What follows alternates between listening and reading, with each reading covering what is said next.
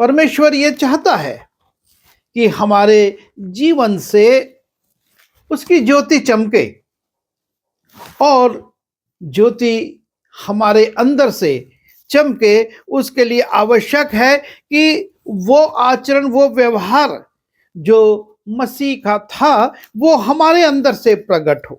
पौलुस रोम की मंडली को लिखता है, इसलिए हे भाइयों, मैं तुम्हें परमेश्वर की दया स्मरण दिलाकर विनती करता हूं कि अपने शरीरों को जीवित, पौलुस कहता है कि अपने शरीरों को जीवित, वो जीवित लोगों से बात कर रहा है, वो जीवित लोगों को पत्री लिख रहा है और उसके बावजूद वो कहता है कि अपने शरीरों को जीवित, अर्थात कोई एक बात ऐसी है हमारे जीवन में जो हमको ये प्रकट करती है या हमारे लिए ऐसा प्रकट करती है कि हम परमेश्वर की दृष्टि में जीवित नहीं हैं।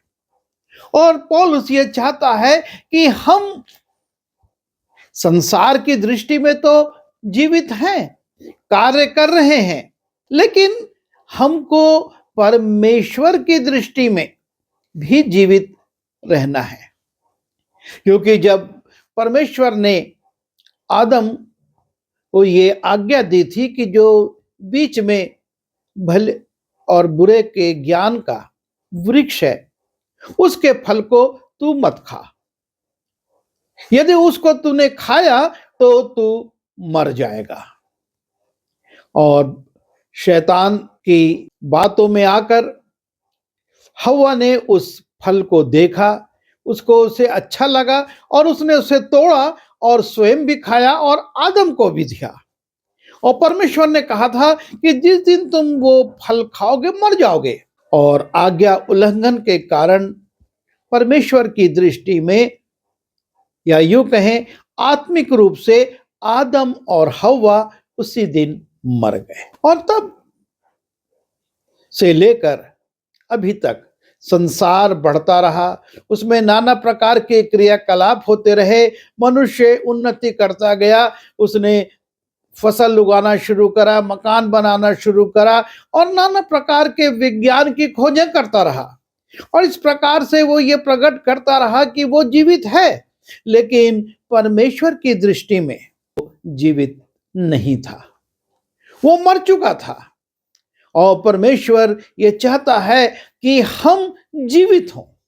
जब यीशु मसीह इस संसार में थे, उन्होंने भी लोगों से कहा, तू मेरे पीछे हो ले और मुर्दों को अपने मुर्दे गाड़ने दे। प्रश्न उठता है, मसीही दृष्टिकोण से जीवित कौन है?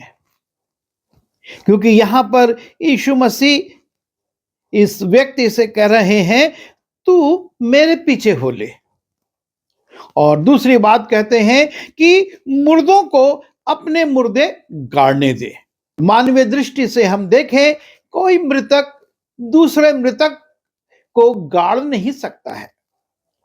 अर्थात यीशु मसीह ऐसे लोगों के विषय में कह रहे थे जिनमें आत्मिकता नहीं थी, जो संसारिक दृष्टिकोण से तो जीवित है, लेकिन परमेश्वर की दृष्टि में वो जीवित नहीं थे, क्योंकि वो परमेश्वर की आवाज को नहीं सुन पा रहे थे, वो परमेश्वर के कामों को नहीं देख पा रहे थे, वो परमेश्वर के आज्ञाओं का पालन नहीं कर रहे थे, और इसलिए परमेश्वर उनको मृतक मानता है। और यीशु मसीह कहते हैं, मुर्दों को अपने मुर्दे गाड़ने दे। अर्थात जो संसारिक कार्यों में लगे हुए हैं, संसारिक जीवन में जी रहे हैं, उसके आनंद में, उसके भोग विलास में अपना समय व्यतीत कर रहे हैं, वो मुर्दे हैं। और उनको उन्हीं के क्रियाकलापों, उन्हीं की रीति विधियों, उनके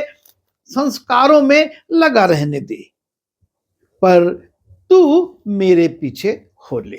मत्ती रचित सुसमाचार उसके 13वें अध्याय के 13वें पद को देखते हैं, वहां पर यीशु मसीह कहते हैं कि वे देखते हुए नहीं देखते और सुनते हुए नहीं सुनते और नहीं समझते।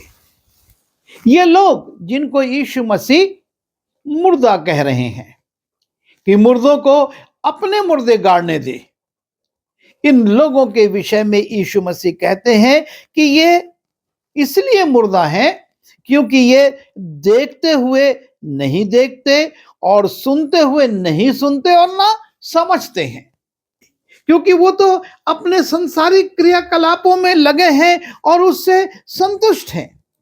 वो सोच रहे हैं कि वो बहुत भले काम कर रहे हैं, पर परमेश्वर की दृष्टि में, प्रभु यीशु मसीह की दृष्टि में वो मरे हुए हैं। जब हम यिर्मयाह उसके 17वें अध्याय में जाते हैं और उसके 21वें पद से देखते हैं, वहां पर यिर्मयाह कहता है, यहोवा यूं कहता है, सावधान रहो, विश्राम के दिन कोई बोझ मत उठाओ और ना कोई बोझ यरूशलेम के फाटकों के भीतर ले आओ। विश्राम के दिन अपने घर में भी कोई बोझ बाहर मत लो और न किसी रीति का काम काज करो, वरन उस आज्ञा के अनुसार जो मैंने तुम्हारे पुरखाओं को दी थी, विश्राम के दिन को पवित्र मानो। परमेश्वर अपनी आज्ञाओं के विषय में कह रहा है कि तुमको विश्राम दिन को किस रीति से मानना है, बोझ नहीं उठाना है, कामों में नहीं लगना है। लेकिन आगे वो कहता है, परंतु उन्होंने ना सुना। सुनता कौन नहीं है? यदि कान है तो सुनेगा, लेकिन वो कहता है, परंतु उन्होंने ना सुना और ना कान लगाया, परंतु इसके विपरीत हट किया, ना सुने और ना ताड़ना से भी ना माने। परमेश्वर ने जब ताड़ना भेजी तब भी उनके जीवन में परिवर्तन नहीं हुआ। उन्होंने परमेश्वर की बात को नहीं माना और इसलिए परमेश्वर की दृष्टि में ऐसे लोग जो कि सुन नहीं रहे हैं, आज्ञाएं उन तक पहुंच रही हैं, भविष्यवक्ताओं के द्वारा परमेश्वर वचन पहुंचा रहा है, अपने पुत्र के माध्यम से उसने लोगों से बातचीत करी, लेकिन वो सुनने के लिए खाली नहीं है।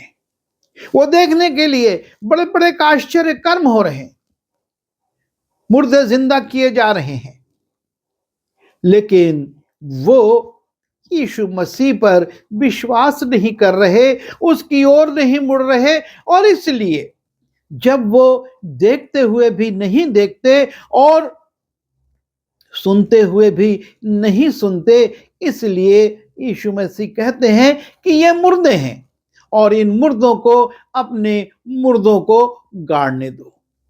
परंतु यदि तुम मेरा शब्द सुनते हो, तुम मेरे पीछे हो लो।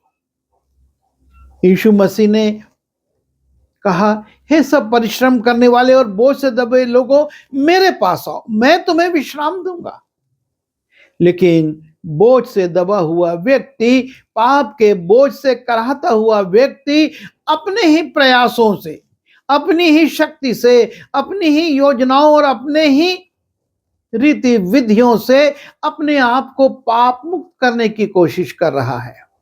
और इसलिए परमेश्वर कहता है कि ये मुर्दा हैं, सच्चाई को ये नहीं सुन पा रहे हैं, परमेश्वर की आवाज को नहीं सुन पा रहे हैं। और इसलिए रोम की मंडली को पौलुस कहता है कि अपने शरीरों को जीवित, क्योंकि जीवित वो है जो परमेश्वर की आज्ञाओं को सुने और उसके आज्ञाओं के अनुसार चले।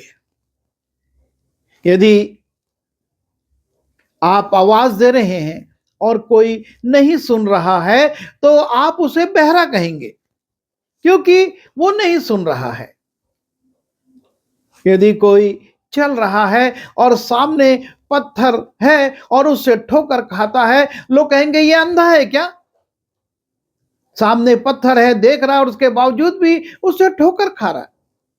परमेश्वर भी इसी रीति से हमारा मूल्यांकन करता है। और पौलुस कहता है कि अपने शरीरों को जीवित रखो, अर्थात जब परमेश्वर की आवाज को सुनो। और इसीलिए इब्रानी उसके 3 अध्याय के 7वें पद में इब्रानी का लेखक इस बात के लिए सचेत करता है और कहता है, सो जैसा पवित्र आत्मा कहता है कि यदि आज तुम उसका शब्द सुनो तो अपने मन को कठोर ना करो। यदि आज तुम उसका शब्द सुनो, परमेश्वर आह्वान कर रहा है, प्रभु यीशु मसीह बुला रहा है। आज भी परमेश्वर का वचन अलग अलग माध्यमों से लोगों से बात कर रहा है। और परमेश्वर का वचन ये कहता है कि यदि आज तुम उसका शब्द सुनो तो अपने मन को कठोर ना करो। उस शब्द को सुनने के बाद, उस वचन को सुनने के बाद उसके अनुसार चलो। यदि मन कठोर करके तुम अपनी मनमानी करते रहोगे तो निश्चित है कि ठोकर खाओगे। यीशु मसीह इसीलिए आए कि हम जीवन पाए। यदि हम जीवित होते तो वो किसको जीवन देता? उसने यूहन्ना उसके 10वें अध्याय के 10वें पद में यही कहा, मैं इसलिए आया हूं कि तुम जीवन पाओ। और ये वो जीवन है जो कि परमेश्वर के अनुसार चलता है। हम ये बात को ध्यान करें कि हम परमेश्वर का शब्द सुनकर उसके अनुसार चलते हैं, उसके अनुसार कार्य करते हैं, उसकी आज्ञाओं का पालन करते हैं या नहीं। क्योंकि परमेश्वर अपनी आज्ञाओं के माने जाने से प्रसन्न होता है। उसको आपकी और मेरी भेंटें नहीं चाहिए। शाऊल ने यही गलती की थी और सैमुएल ने उससे यही कहा था कि परमेश्वर अपनी बात के माने जाने से जितना प्रसन्न होता है उसको उन भेंटों से। वो कह रहा था कि हमने ये अमालेकियों की जो अच्छी गाय और अच्छी बैल और अच्छी भेड़ और बकरियां रख ली हैं परमेश्वर को भेंट चढ़ाने के लिए।